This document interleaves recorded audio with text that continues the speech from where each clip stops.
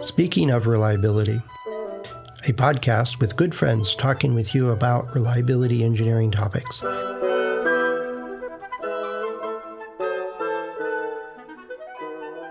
Welcome to Speaking of Reliability. This is Fred Schenkelberg. And this is Dianna Dini. Hey, Dianna, we did get a question. Mark wrote, and I think it's through the accendoreliabilities.com/go/SOR site. So we don't get very many questions through there. Most of the times it's through LinkedIn, which works just fine. But this one came through, at least it works. Now we know it actually works. Yeah, great. So Mark said he just listened to Speaking of Reliability, episode 77. So that's more than 700 episodes ago. So it's almost like he's pulling from the archive, almost. Oh, definitely. Yeah, this goes way back. Yeah. I don't think you can even go that far back on iTunes. I don't know how far back different readers let you go back, but I think iTunes just does the 100 episodes or 200 episodes are back. But anyway. Well, Fred, I was doing a search on something, and an episode 127 came up. Oh, cool. I think it was 127, and it was still, it was good and still applicable today. So keep them up. Oh yeah. Oh, they're definitely on the site, and every now and then I look at the stats, and I think it's just software driven, where somebody says, I want to load, all episodes of this show, and it goes back, and I get, the first 300 episodes, I'll have one download. It's like, okay. And that's in an entire month or something like that. So there's and you can find it through a search on the site. You can Google search and other search engines find these things. That's why we have the show note pages to keep them relevant. The vast majority of topics we've ever talked about are evergreen, right? They're not on current events, and they don't age all that much. Talking about our old shows obviously shows our age, but it's so it goes. Well, hey, not mine though. That's right. And you're a very welcome addition, and hopefully you'll grow old with us too and have a bunch of episodes. Oh, thank you. Yeah. So anyway, Mark said he listened to episode 77, which had the title of Transition of Reliability Culture. Now, frankly, I don't remember that particular episode. Yet I do remember and he talked about a couple other things, but what he mentioned was that in the work he does, he's a consultant in the asset management, plant reliability type space. He says that, we can work with a client and help them install a CMMS system, clean up their data, put, procedures in place, do all these cool things. And then number one thing they run into is, well, why do we want to change this? This is a lot of work and a lot of expense. What does it get us? What's the point? And oftentimes, if they come in and do all this work for this team and then leave, it all pretty much erodes or it devolves back to what they were doing. It's just, some of it's change management. Some of it is, that's the way we do things, or it's the way their culture is. And so, Mark was saying, I'd love to hear some more about how do you make systemic changes into the way people go about their work, the cultural changes.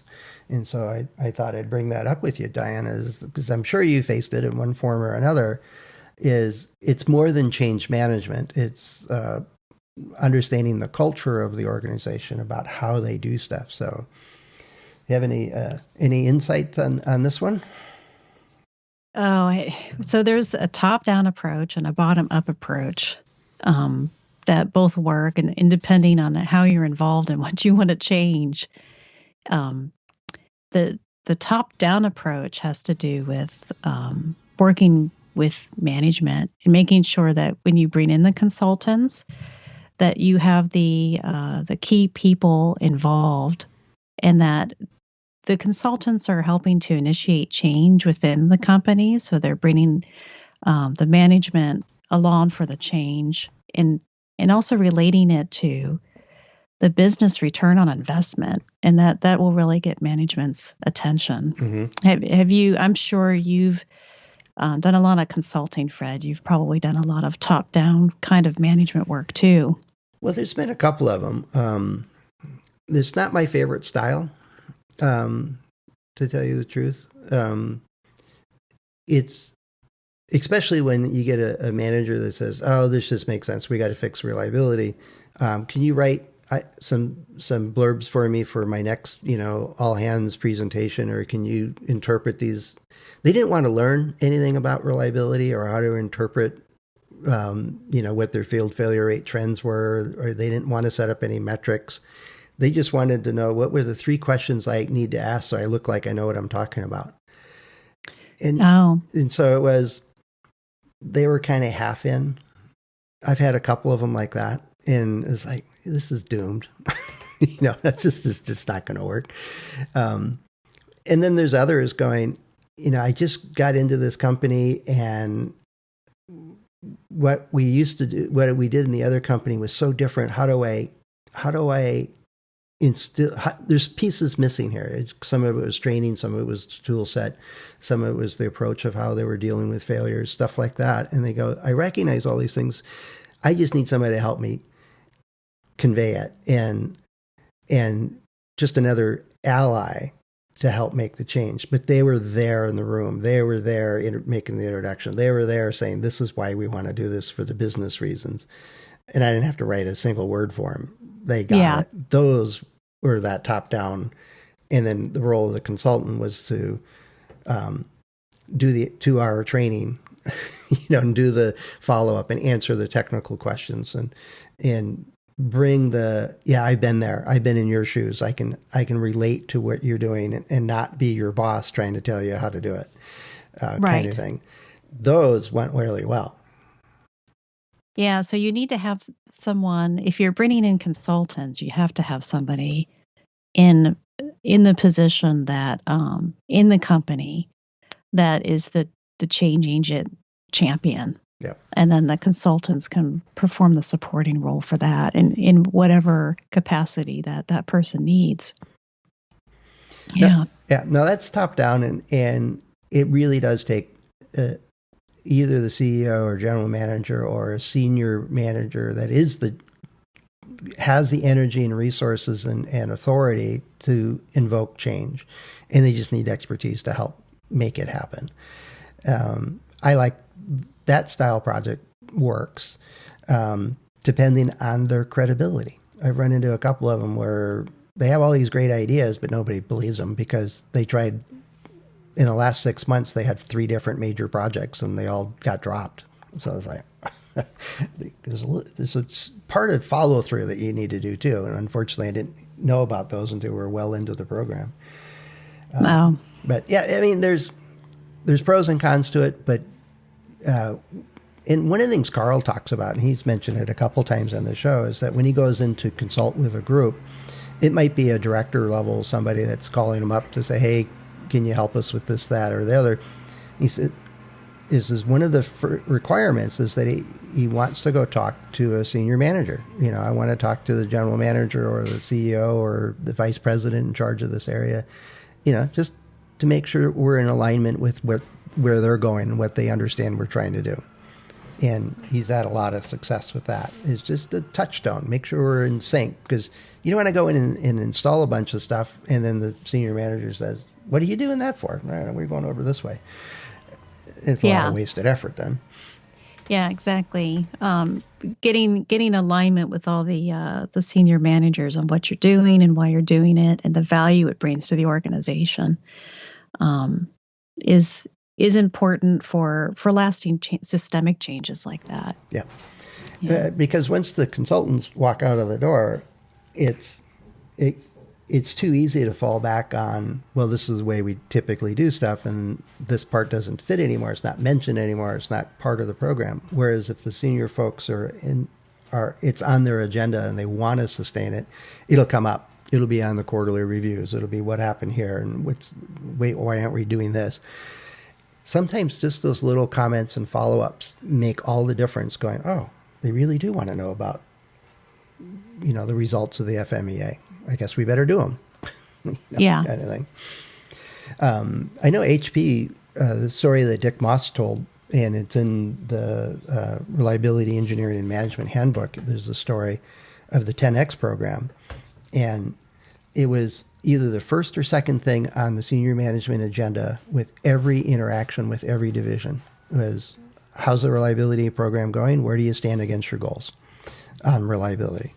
And, what's your warranty accruals? What's your warranty spend? And they just consistently followed up and followed up and followed up and reinforced that was a priority. And they did that for 10 years. And what unfortunately happened is they said, all right, we got that. Warranty's really low. Let's go tackle some other big problems. So they stopped asking those questions.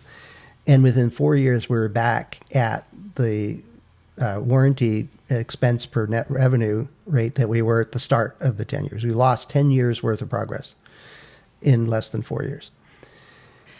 Wow, that's pretty significant.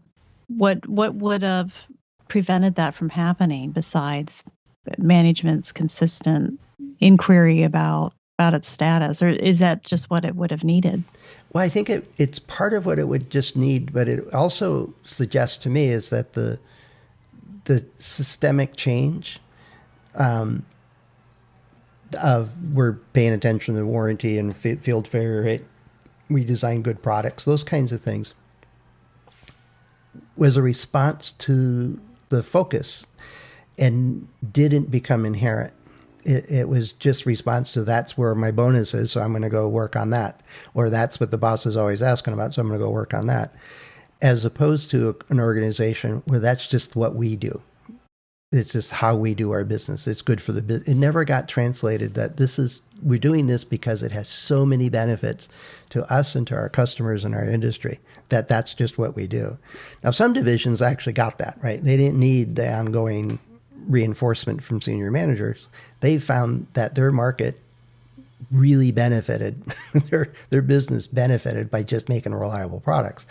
And that's what I mean by inherent, that it became just part of the culture of that group, and it then was self-reinforcing. The culture change with top-down, if it changes when the senior managers rotate in and out, then you don't really have a systemic change. Right. And that's the trick, right? So the top-down approach has got to go beyond that. People are following the lead of what's on the agenda and what their bonus structure is they actually internalize it, and it becomes part of the decision-making at all levels. And that's just because of the cultural change that this is what we do here. And I think that's the hard part of doing that when it's the top-down. I don't know. I guess I've seen some really good ones top-down, but I've seen so many examples where it just doesn't sustain. It doesn't become systemic. Yeah, part of the change plan for a top-down approach for that, it would have to include some sort of cultural ways to address it culturally within the company. Yeah. And that could be the training, the boots on the ground, and following up with demonstrations of how valuable it was. Like you said, the one division realized how much happier their customers were and how much money they were saving. Just making that apparent with the value that brings, that could help with some of the cultural differences. Yeah. No, I think that's a big piece of it. Some of it is the training. I agree. Those are two perfect steps for it, is the ongoing awareness and training and capability. But it's also that value piece is, how does this make a difference? Why, just because we're expected to talk about it when the boss shows up, if that's not relevant, if the only thing they talk about is market share at the corporate level and penny earnings per quarter, well, that doesn't make hill of beans to me. I have no idea how to translate that. Right. If I'm one of 50 divisions, that's at the wrong level. If instead this allows you to work on the new projects without being pulled off for emergencies to fix field problems. Oh, okay. I like that. Let's make it right the first time. And then you have opportunity with resources and priorities that way. And then it becomes self-sustaining. It's like, well, let's just get it right the first time so we avoid the bad old days. And it shifts it. Now, you also had mentioned a bottom-up approach. Yeah. Expand on that a little bit.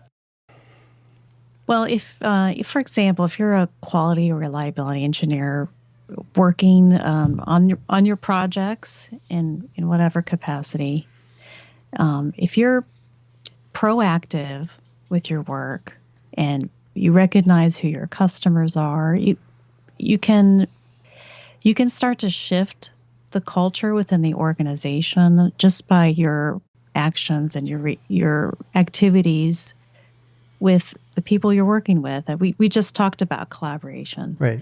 So just being proactive with those collaborations on a consistent level. So if you're consistently showing up and you're consistently demonstrating the reliability engineering tools or the quality tools and how they work, and your coworkers and your internal customers, if they're seeing the value of what it is you're offering, eventually they're going to start inviting you. Mm-hmm. But you can't at first you can't ask to be a participant, because a lot of times people don't know what to ask you or don't know the value that your skill set can bring. You just have to be confident enough in yourself that you know what you can bring to the table, and you can bring it and be proactive with it in a good way, in a positive, right, team functional way. Right. Sometimes it's we bring to the table like an accelerated task. We're comparing two things and we don't have time, so let's pull out what we know about the failure mechanisms and accelerate it. And here's some trade-offs, but we can get to an answer that might be able to help you quicker. And they're like, oh, I didn't know you could do that, or that's clever, or, that's part of it. I think the other part is going back to the collaboration piece is going, the ones that always tripped me up and where I found that I was actually found way more value of adding to the team was there's an electronics part that interfaced with a mechanical part. And for whatever reason, mechanical engineers and electrical engineers, and I know there's plenty of them out there that talk to each other and work well together, but most of the time they just don't talk the same language. They don't. Mechanical guys go, why can't your circuit boards be more precise? And so I can actually find it in space and attach to it, and electrical guys are like, what's wrong with you mechanical guys? Can't you deal with tolerances? And, or whatever. And then software wasn't even in the room. Nobody wanted to talk to those folks. And sitting there as a reliability person, I'm looking at it going, we need all three of those functions to work together. Yeah. And you guys, quibbling about each other's discipline isn't helping. And the only solutions you offer are only from your discipline. That's just not going to work. So how about we get in a room together and just do some brainstorming and define the problem, whatever. And I didn't have any solutions other than just put them in the same room and let's talk. Here's the issue. Here's the problem. Where does everybody see that? Okay. Let's brainstorm some ideas. And we come up in an hour, we come up with a couple viable options and then we go off and experiment with it. But it had nothing to do with reliability. It was just a technical functional problem. Well, what it does though is that building on that, being consistent and showing up is saying, I need to help. I need to move this forward. I have a unique position where I talk to all these different fields and all these different disciplines.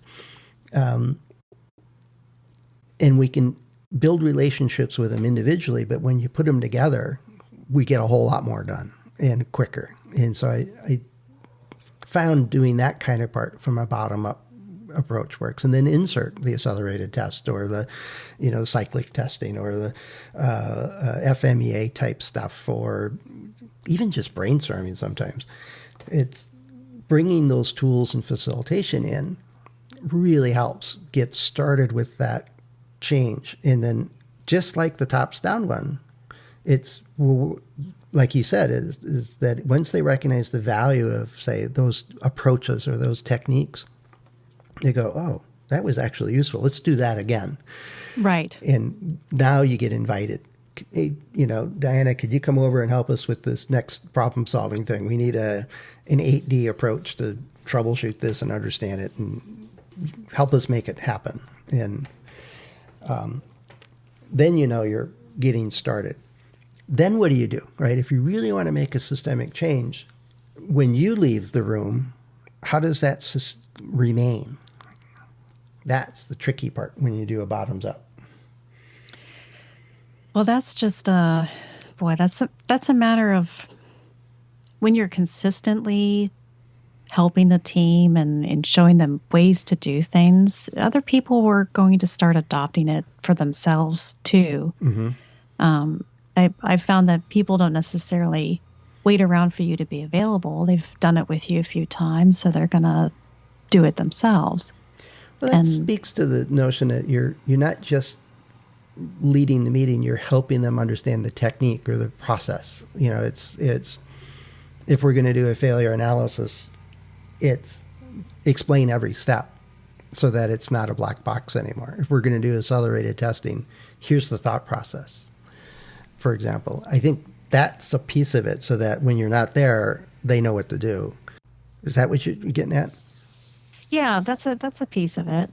And just having them be a part of the process too is a great learning opportunity for these things.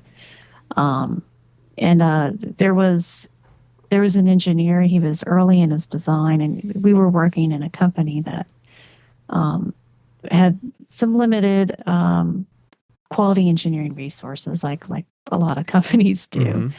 But it was typical for the quality engineers to do the FMEAs. But the design engineer he was at the point where we had worked together before. He said, "Well, I really think we should start one now. It'd be valuable."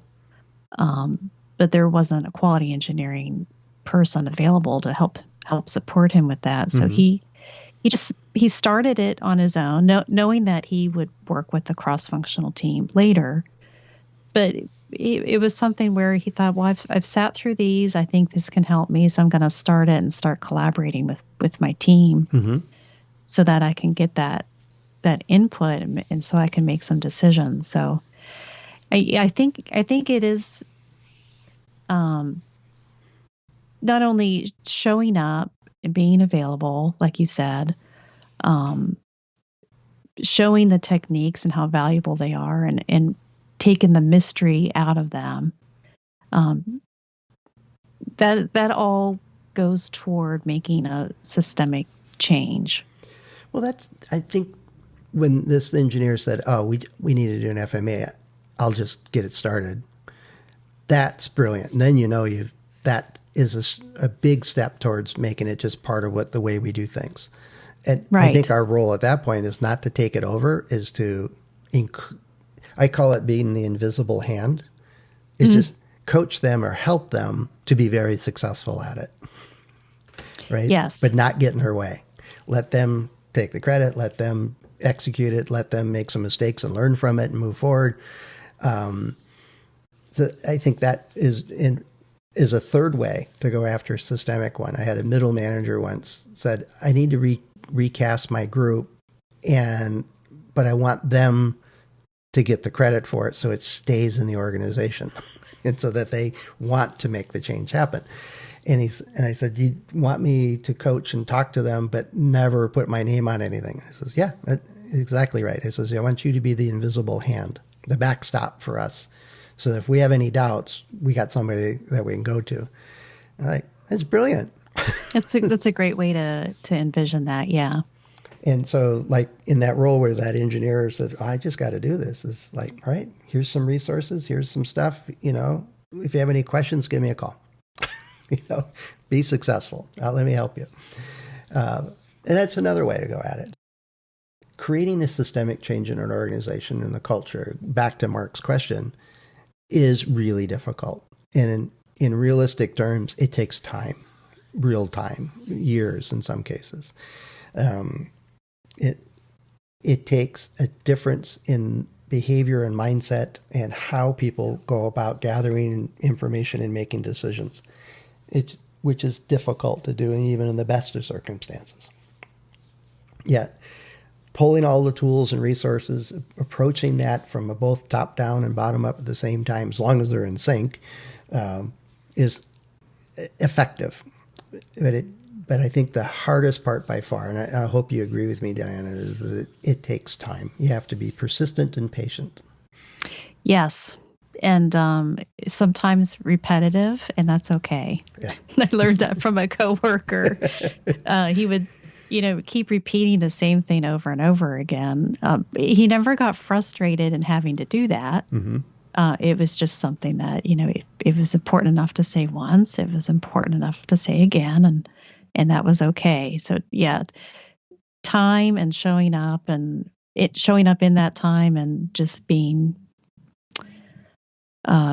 repetitive and supportive of the people that you're trying to help. Yeah, definitely. Yeah. All right, cool. I know there's way more to unpack in Mark's question, and there's changing a culture. We outlined just a couple different, approaches, general approaches, and a couple stories to help bring it home.